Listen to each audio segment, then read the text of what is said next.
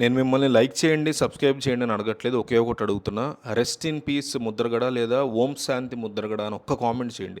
ఆయన కుటుంబ సభ్యులు ఈ కామెంట్ సెక్షన్ ఓపెన్ చేస్తారు. ఎంతమంది సపోర్టర్లు ఉన్నారు ఆయనకి 2 తెలుగు రాష్ట్రాల్లో అనేది కామెంట్ సెక్షన్ ఓపెన్ చేయగానే అర్థం అవ్వాలి. దయచేసి రెస్ట్ ఇన్ పీస్ ముద్రగడ లేదా ఓం శాంతి ముద్రగడ అని కామెంట్ చేయండి. కాపు ఉద్యమ నేతగా ఎన్నో సంవత్సరాలు పోరాటం చేసినటువంటి ముద్రగడ పద్మనాభం 2 తెలుగు రాష్ట్రాల రాజకీయాల్లో ఒక పెద్ద సంచలనం అని చెప్తూ ఉంటారు. 4 సార్లు ఎమ్మెల్యేగా, ఎంపీగా, రాష్ట్ర మంత్రిగా కూడా పనిచేసినటువంటి ఆయన ఎప్పుడూ తనకంటూ ఒక ప్రత్యేకమైనటువంటి గుర్తింపును ఎప్పటికప్పుడు నిలుపుకుంటూ వచ్చారు.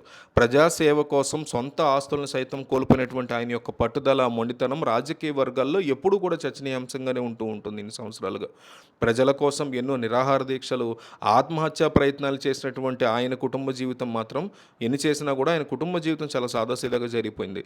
ఇంట్లో ఆడవాళ్ళు రాజకీయాల్లోకి రావడం కానీ, బయట ఎక్కువగా కనిపించడం కానీ ఆయనకి ఎందుకో ఇష్టం ఉండదు. అండ్ పేట్రియార్కల్ మెంటాలిటీ పర్సన్ అనమాట.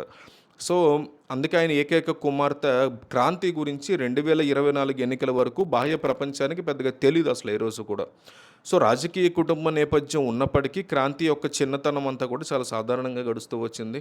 తండ్రి మంత్రిగా ఉన్న రోజుల్లో కూడా ఒక అటెండర్ సైకిల్ మీద ఆమెను తీసుకెళ్లి స్కూల్లో, కాలేజీలో డ్రాప్ చేసేవారంటే ఆ కుటుంబం ఎంత సాదాసీదాగా బతికిందనేది మనం ఈజీగా అర్థం చేసుకోవచ్చు.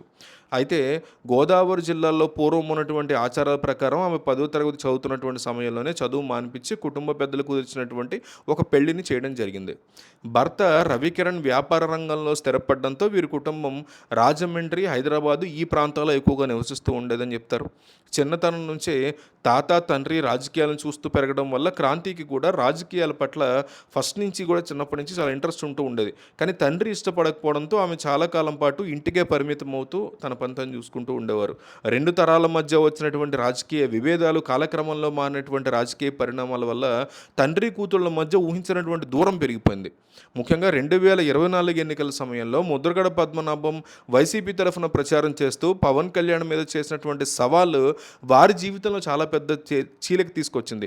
పవన్ కళ్యాణ్ పిఠాపురంలో గెలిస్తే తన పేరుని ముద్రగడ పద్మనాభ రెడ్డి అని మార్చుకుంటానని ఈయన ఛాలెంజ్ చేస్తే దానికి వ్యతిరేకంగా క్రాంతి ఆయన కూతురు పవన్ కళ్యాణ్కి అనుకూలంగా మాట్లాడడం అనేది చాలా పెద్ద సంచలనంగా మారింది. తండ్రి మాటలను బహిరంగంగానే తప్పట్టినటువంటి క్రాంతి ఆ తర్వాత జనసేన పార్టీలో చేరి క్రియాశీలకంగా ఒక లీడర్గా ఎదుగుతూ వస్తున్నారు.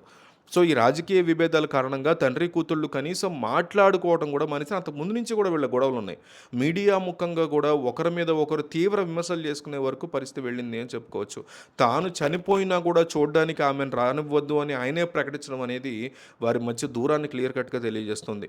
గత కొన్ని నెలలుగా అనారోగ్యంతో బాధపడుతూ హైదరాబాద్ ఆసుపత్రిలో ముద్రగడ పద్మనాభం కన్నుమూసిన తర్వాత కెర్లంపూడిలోని వారి సొంత నివాసానికి తీసుకొచ్చినప్పుడు అత్యంత విషాదకరమైనటువంటి ఉద్రిక్త పరిస్థితులు చోటు చేసుకున్నాయి.